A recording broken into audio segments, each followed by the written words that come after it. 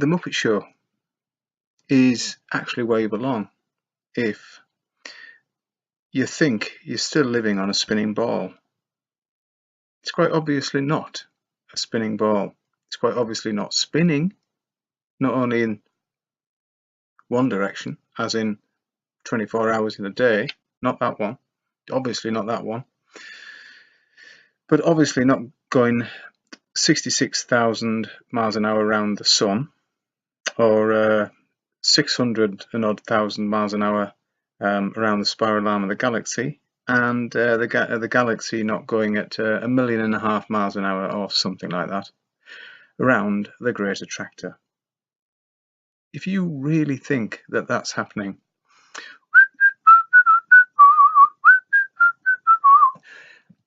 and not one of the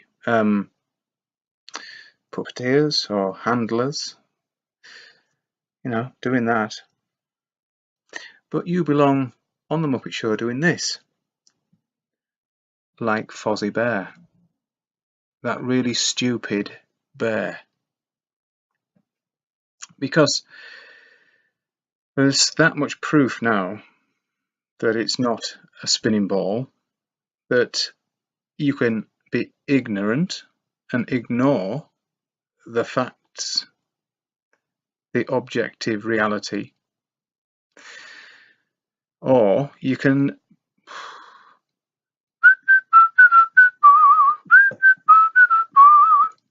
it's your choice.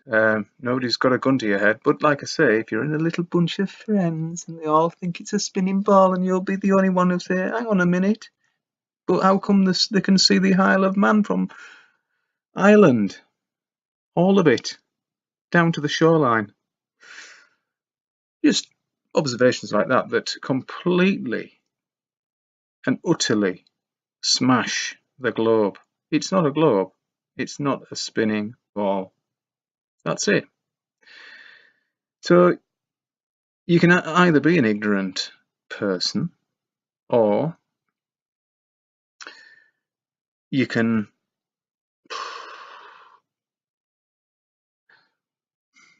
embrace the objective reality.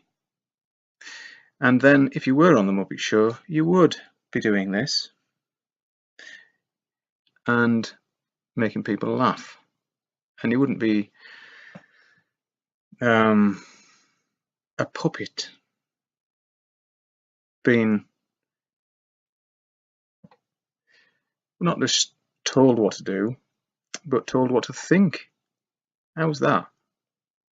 So it's, and like I say, it's your choice. I'm not bothered. It would be nice to get everybody to see reality for what it is, but and I'm very sad if you don't. I am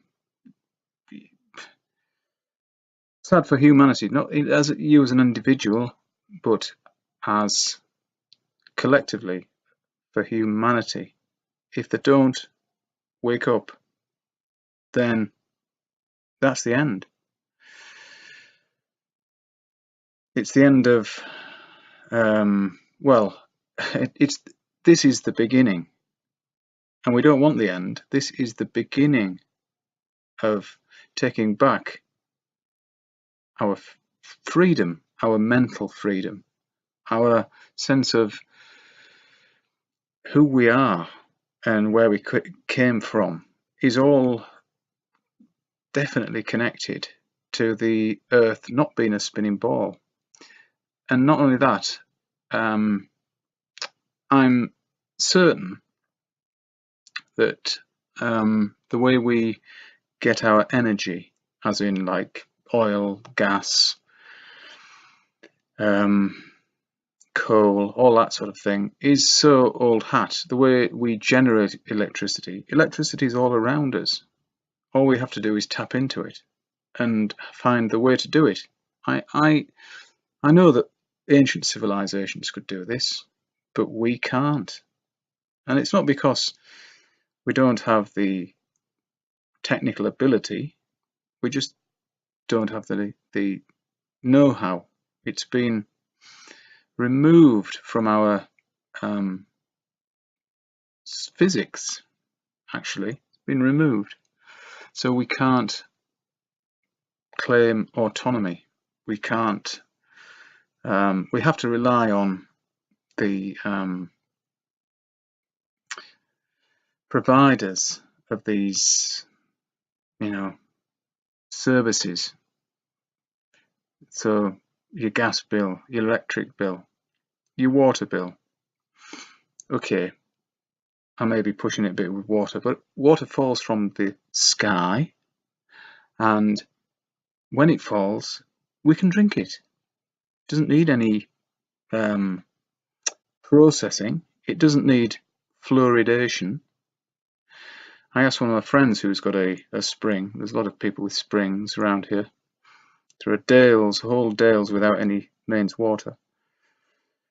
Anyway, I asked him if he puts fluoride in his water tank, and he laughed at me. Of course he did. And his teeth are fine, and his wife's teeth are fine, and his children who grew up in that house, their teeth are fine also. Of course you don't need fluoride. It's just a waste product from the mining industry, the mining of aluminium. So already, what the fuck do you want to put that in water for? One of the thing that no life can do without is water. We don't want that contaminating with chemicals. It just should be clean. And well, I've grown up in houses, well, one or two of them, where the water was a spring. And now and again, well, I won't tell you what we found in some of the tanks. It never did me any harm whatsoever. Well, no, it didn't. So we can be too clean, as you'll probably know. We need to come across, and we need to fight our own immune system needs to encounter different types of bacteria so they can become stronger and know how to fight them the next time. They'll build up the knowledge, a bit like the Borg, if you were ever into Star Trek.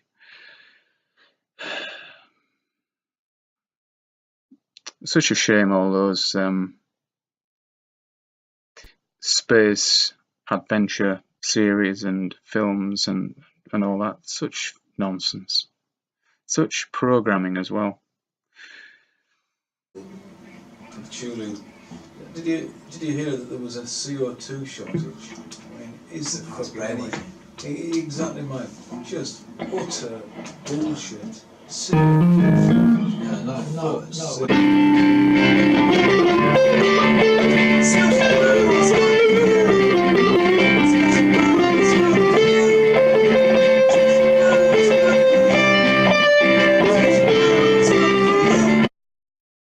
It's the first time I've made one of these vlogs with a window just here open. It's a little bit dull, and I've just come in and it's a little bit dull. So I thought I'd brighten it up a bit and open this window, and I can show you the view if you like. Oh, maybe I can't actually, because I've got too many things plugged in. Ah, dear. Yeah, I have. I've got 3 external hard drives plugged in,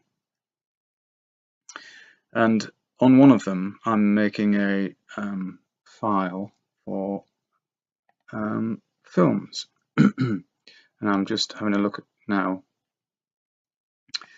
and because I saw a film 2 nights ago, and it was made in the 50s. I'm just trying to find it now.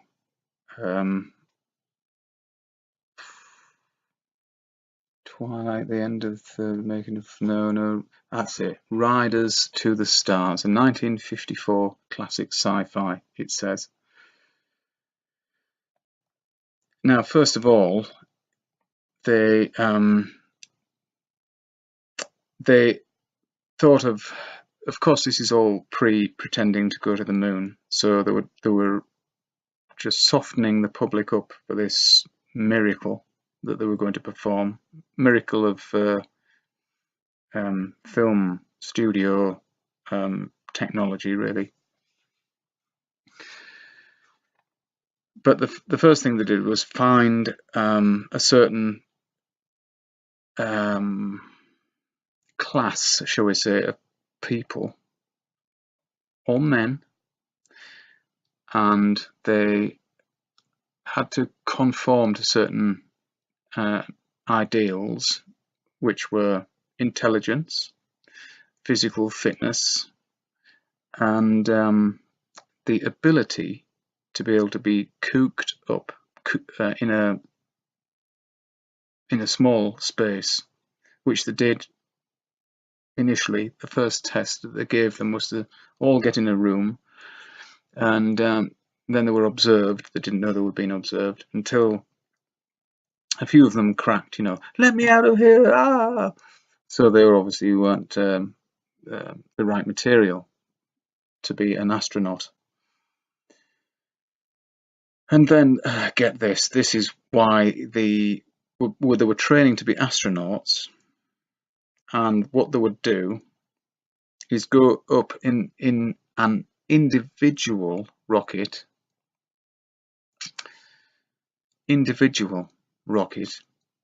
I think there were 3 of them got through, or 3 or 4 maybe. You kind of lose interest. It's so so slow and ridiculous. And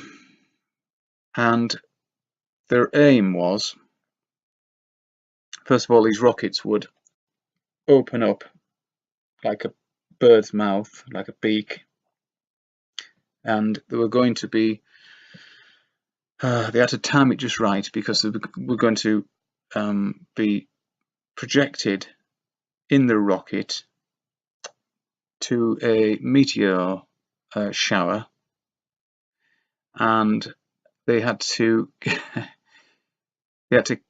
capture a meteorite. Now, why, you may ask? Well, one of the first things they showed us was a piece of steel that you could break over your knee, a big thick piece of steel that became brittle in space. So they said, in the vacuum of space, steel becomes very brittle. And yet, then they showed this piece of steel, this hunk of steel, that wasn't brittle at all, and that had come down in a meteorite. And they reckoned that the coating had protected it from the radiation that's up there, apparently. So they sent these chaps up, and I don't know, I saw 2 of them die, but this guy managed to, the hero, of course, there's got to be a hero, and he captured a piece of comet, or a comet, not comet, what I'm talking about, meteor, and brought it back down. But we don't know what happened after that. But they wanted to analyze the material that these things are coated with, so they could coat the manned rockets and spaceships and lunar landers and bullshit, so they could go to the moon without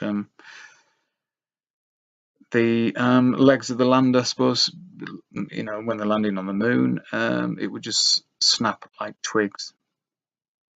I'm sorry if I appear a little drowsy, but the heat is really getting to me. It's very hot today. It's Sunday, the 15th of July already. Hey, 2 weeks of July gone by. Hey dear. Anyway, I better go now, and See you later.